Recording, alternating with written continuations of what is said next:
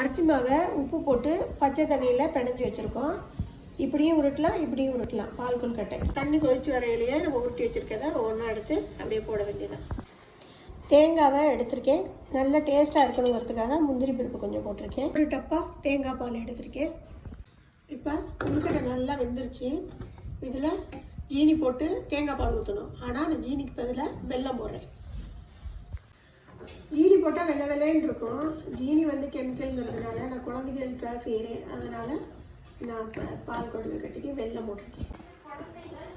Guest வந்தாங்கன்னு வச்சுங்களேன், எதுவும் கடையில் வாங்கி கொடுக்கணும்னு அவசியம் இல்லை. டக்குன்னு காரைக்குடி சைடெலாம் இதுதான் ஃபஸ்ட்டாக செஞ்சு கொடுப்பாங்க. வெல்லம் போட்டு நல்லா கொதிக்குது. கொஞ்சம் எடுத்து வச்சுருக்க தேங்காய் பால். பால் கொழுக்கட்டை ரெடி ஆயிடுச்சு. தேங்காய் பால் ஊற்றிட்டு கொதிக்கக்கூடாது, லைட்டாக சூடு வந்தால் போதும். சுவையான பால் கொழுக்கட்டை ரெடி ஆயிடுச்சு. நல்ல டேஸ்ட்டாக இருக்கும். இதே போல் செஞ்சு